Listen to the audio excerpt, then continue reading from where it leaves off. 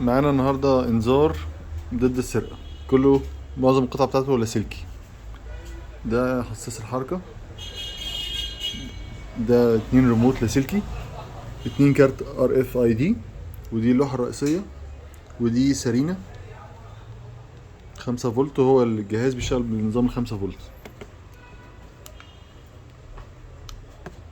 طبعا جواه بطارية داخلية. تمام، هنشوف ازاي بنبرمجه. خش قايمة،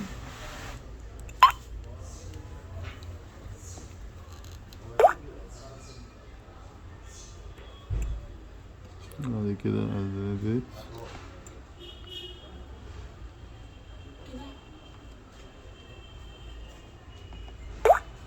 ملحقات، ريموت. بضيف اول ريموت،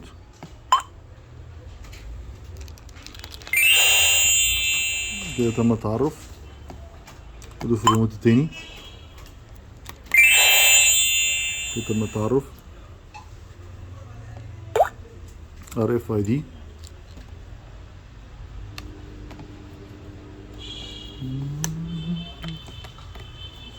اضيفه.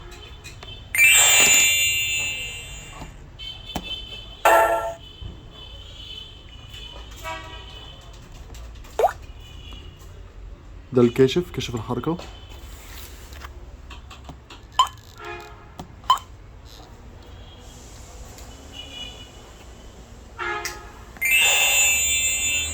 بعمل حركة قدامه واشغله بيضيفه. اضيف التاني،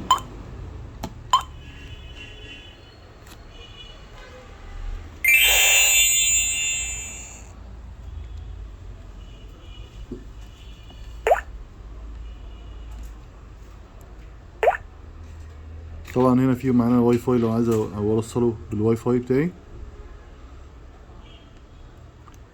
وهنا بنظام الهاتف لو هحطله سيم كارد بتعامل معاه. وهنا يتصل بالارقام ديت، مثلا احطله مثلا ايه رقم تليفون هيقوم اتصال بيه عن طريق السيم كارد.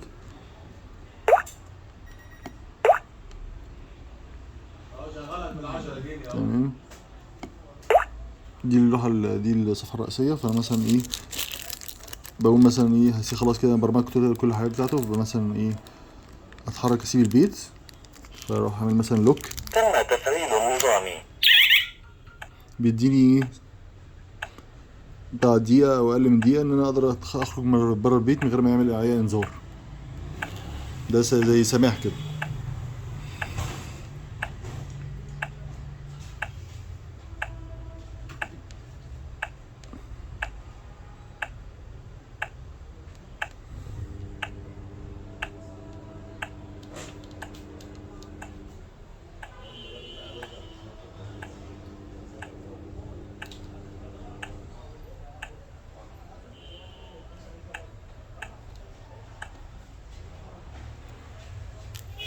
طبعا كده هو متفعل. لو حد اتحرك قدامه بقى كده، طبعا دوت بيشوف، يبتدي هنا تنبيه، يلحق اطفيه. لو ملحقتش اطفيه طبعا، عشان لو حرامي مثلا خلاص بقى مش ممكن الاصوات دي اطفيها طبعا.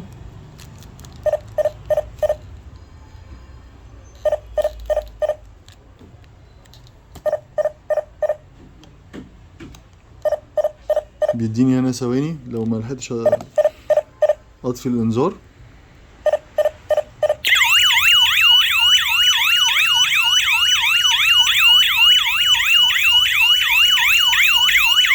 تم إلغاء تفعيل النظام.